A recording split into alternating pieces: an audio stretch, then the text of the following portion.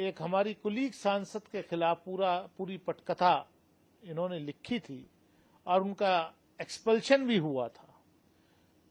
तो क्या ये मैटर निशिकांत दुबे का ये मैटर एथिक्स कमेटी को भेजा जाना चाहिए कि इस तरीके के आप देश के किसी इंस्टीट्यूशन का आप आदर ही नहीं करना चाहते? नहीं, मैं राष्ट्रीय अध्यक्ष जी से इतना कहना चाहूंगा कि अगर ये आप उनकी जो बातें हैं उनसे अपने आप को अलग करते हैं तो उनके ऊपर अनुशासनात्मक कार्रवाई करें। जो लोग इस तरीके की भाषा का इस्तेमाल कर रहे हैं भारतीय जनता पार्टी के अंदर कि जो माननीय सर्वोच्च न्यायालय के ऊपर टिप्पणी करें, उनके ऊपर तत्काल भारतीय जनता पार्टी के राष्ट्रीय अध्यक्ष को एक्शन लेना चाहिए, उनके खिलाफ कार्रवाई करें, उनको कठोर कार्रवाई उनके खिलाफ करनी चाहिए। ये सब केवल प्रोपगंडा है, लोगों को भ्रमित करने का। महंगाई, बेरोजगारी, भ्रष्टाचार और जो आज नौजवानों को नौकरी नहीं दे पा रहे हो, काम नहीं दे पा रहे हो, मनरेगा के मजदूरों को मजदूरी नहीं मिली अभी तक। पूरे देश के अंदर मजदूरों की मजदूरी नहीं मिली जो 100 दिन के अंदर था कि इसको 100 दिन काम करेंगे और इनकी गारंटी है 100 दिन को मिलेगा। आज वो पैसा नहीं दे पा रही है केंद्र की सरकार। ये पूरी प्रोपगंडा वाली और मार्केटिंग वाली सरकार है। देखिए, निशिकांत दुबे एक हैबिचुअल ऑफेंडर है। वो हमेशा इस तरीके के बयानात के लिए जाने जाते हैं। वो ना सुप्रीम कोर्ट का आदर करना जानते हैं, ना इस देश के इंस्टीट्यूशंस का आदर करना जानते हैं, और ना उनको भारतीय संविधान में कोई विश्वास है। तो इसलिए उनके जबान से निकला हुआ ये इस तरीके का बात मैं नहीं कहूंगा, क्योंकि मैं अपनी जबान गंदी नहीं करना चाहता, उसका कोई मतलब नहीं है। मैं तो चाहूंगा कि ऑनरेबल स्पीकर लोकसभा को सो मोटो एक्शन लेना चाहिए।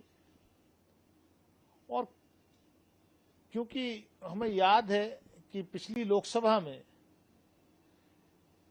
एक हमारी कुलीग सांसद के खिलाफ पूरी पटकथा इन्होंने लिखी थी और उनका एक्सपल्शन भी हुआ था।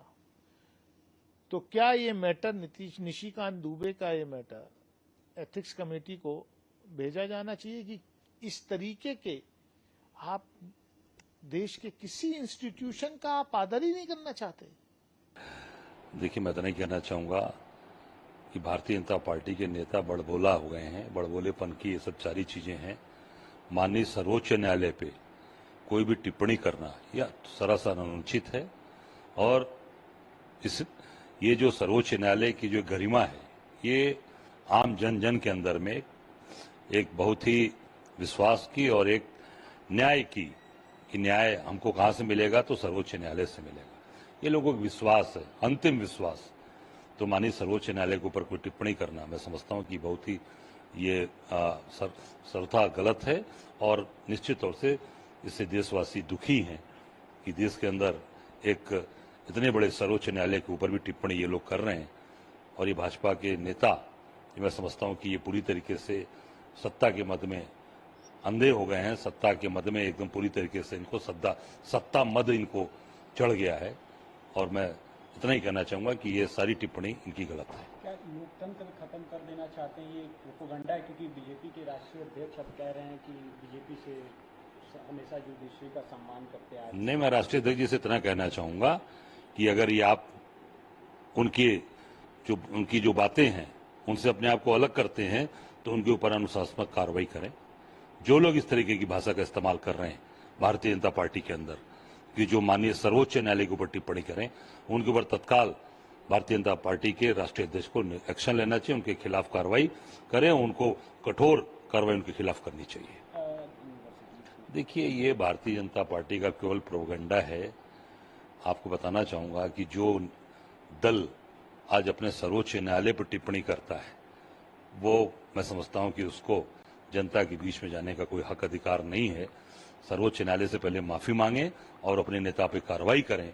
ये सब केवल प्रोपगंडा है, लोगों को भ्रमित करने का। महंगाई, बेरोजगारी, भ्रष्टाचार और जो आज नौजवानों को नौकरी नहीं दे पा रहे हो, काम नहीं दे पा रहे हो। मनरेगा के मजदूरों को मजदूरी नहीं मिली अभी तक, पूरे देश के अंदर मजदूरों की मजदूरी नहीं मिली जो 100 दिन के अंदर था कि इसको 100 दिन काम करेंगे और इनकी गारंटी है 100 दिन को मिलेगा। आज वो पैसा नहीं दे पा रही है केंद्र की सरकार। ये पूरी प्रोपगंडा वाली और मार्केटिंग वाली सरकार है। देखिए, सबसे पहले तो ये बताएं कौन सा गृह युद्ध छिड़ा हुआ है। हमें तो कोई गृह युद्ध की स्थिति नजर नहीं आती। मतलब कहीं ना कहीं जो है अराजक तत्व हैं जो हिंसा का सहारा ले रहे हैं, लेकिन गृह युद्ध की स्थिति अभी आई नहीं।